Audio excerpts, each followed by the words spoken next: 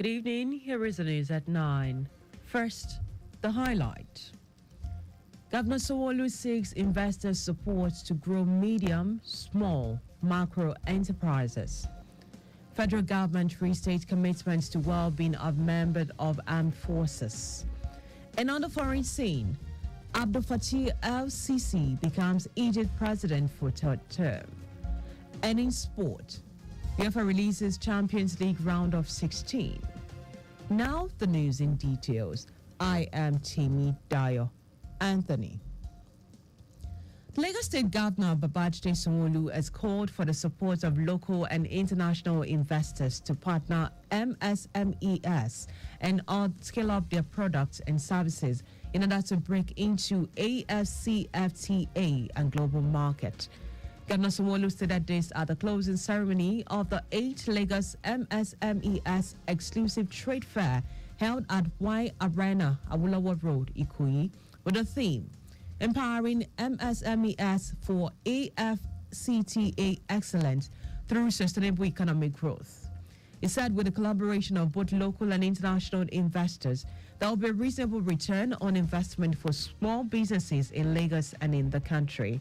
Governor Sanwo-Olu, who was represented by the Commissioner for Commerce, Cooperative Trade and Investments, Falashade Ambrose Madebem, noted that the trade fair has been a period of networking among the MSMEs and visitors, along with fruitful deliberation during the business clinics, facilitated by critical stakeholders.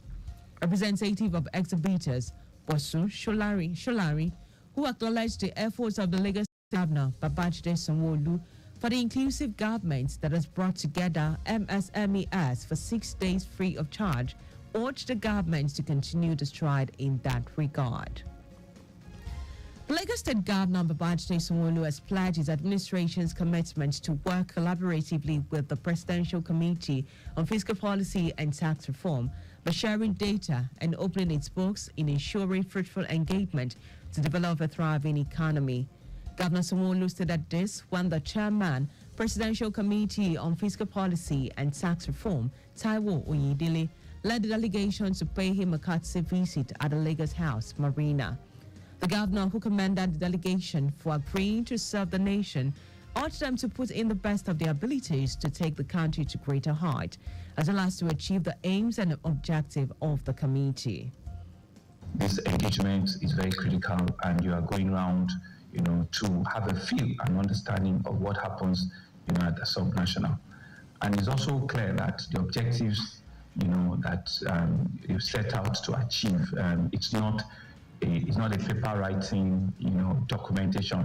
Is a journey where you identify the issues, engage with the people, and try and let's see how we can immediately solve, to implement all of the bottlenecks and all of the issues that arose.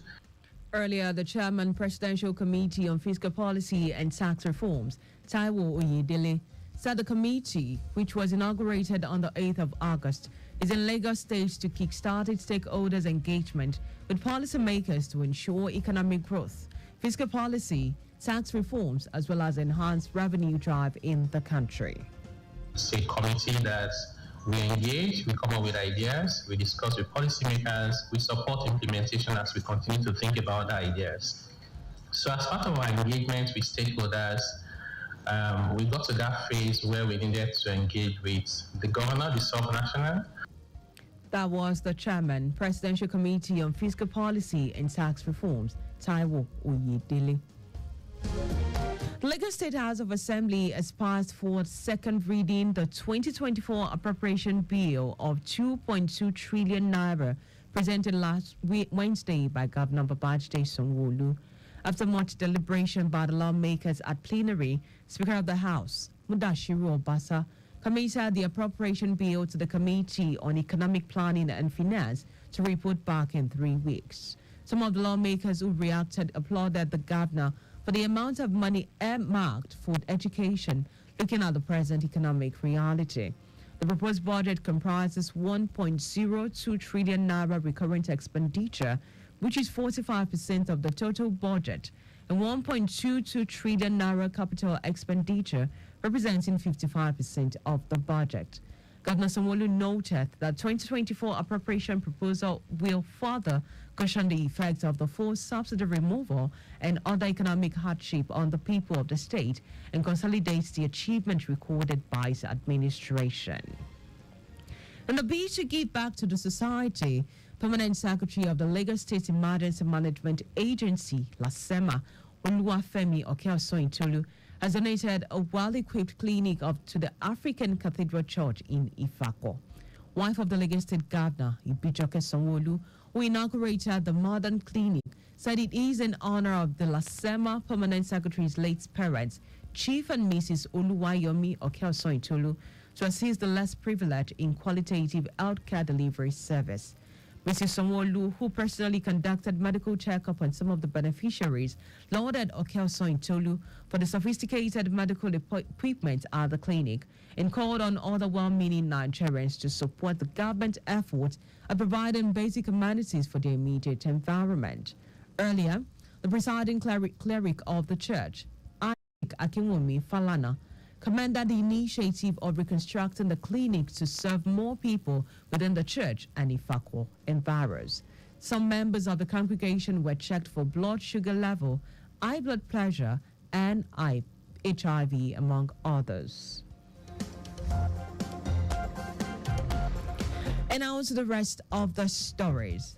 Minister of Defense Muhammadu Badaru, who reiterated the commitment of the federal government to the welfare and well-being of members of the armed forces of Nigeria.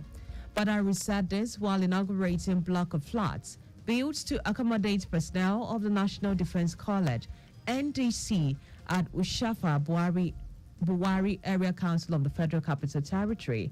The minister commended successive administrations of the college for bringing the project to reality and congratulated the commandant and the college community for their contributions towards its realization.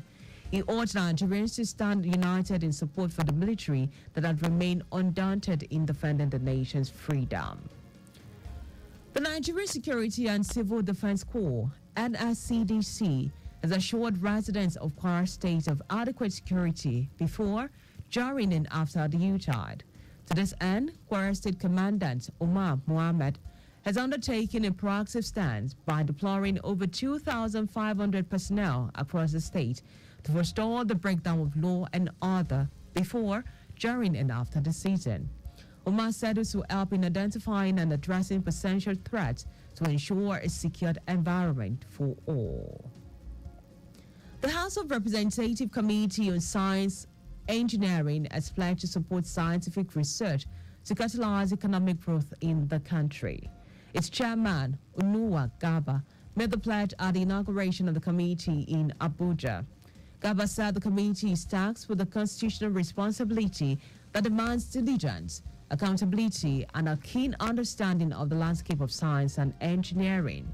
He said the committee will endeavor to encourage the conduct of essential studies, discover new knowledge, and develop innovative solutions to existing problems. And now to foreign news. Egypt President Abdel Fattah al-Sisi has won a third six-year term with 89.6% of the vote. According to Electoral Commission, the former army chief defeated three low-profile candidates, with the runner-up securing only 4.5%. Leading opposition candidate Ahmed Tatwari had pulled out months before last week's poll, claiming intimidation and violence against his campaign camp. A defaulting economy and the war in Gaza were key electoral issues. Sisi, who is 69-year-old, first became president in 2014, a year after he led the military overthrow of his Islamic predecessor, Mohamed Morsi, and won again in 2018. The victory in the latest election means he will be in power till 2029, when he is barred by the Constitution from running again. And now to sport. Barcelona will face Napoli, while Arsenal has been drawn against Porto in the draw for the Champions League last 16, made at UEFA headquarters in Lyon, Switzerland today. Inter Milan and Atletico Madrid appear to be the standout tie with first leg. Oldest Manchester City will face FC Copenhagen, while Paris Saint-Germain will battle Real Sociedad. In other fixtures, PSV Eindhoven will play against Borussia Dortmund. Lazio will tackle Bayern Munich, while RB Leipzig will battle Real Madrid. The first leg will take place in mid-February, with the second leg being played in March. Just before we go, speed thrills but kills. Please do not drive beyond specified speed limit. You can follow us and like all of our social media platforms. X, Lagos Traffic 961. Instagram, Lagos Traffic 961. Watch us live on Facebook, Lagos Traffic 961.fm. And on YouTube, please subscribe and watch all our previous program and news on our channel, Traffic Radio 961. Did you know that the Sanwo-Olu administration constructed watchtower with alarm bells and perimeter fencing in model colleges? You can get more details on Lagos State Government website. To end the news, here are the highlights of the major stories. The Lagos State Governor Babajide Sanwo-Olu has called for support of local and international investors to partner MSMEs and scale up their products and services in order to break into AfCFTA and global market. The Minister of Defense, Muhammadu Badaru, has reiterated the commitment of the federal government to the welfare and well-being of members of the armed forces of Nigeria. We also told you that Egypt President Abdel Fattah al-Sisi has won a third 6-year term with 89% of the vote. And in sport, Barcelona will face Napoli, while Arsenal has been drawn against Porto in the draw for the Champions League last 16, made at UEFA headquarters in Lyon, Switzerland today. For contact with the newsroom, please send a message to Lagos Traffic Radio at Lagos Traffic Radio 961. That ends the news broadcast compiled by Zainab Adebeshi. I am Timmy Dayo. Anthony, many thanks for listening.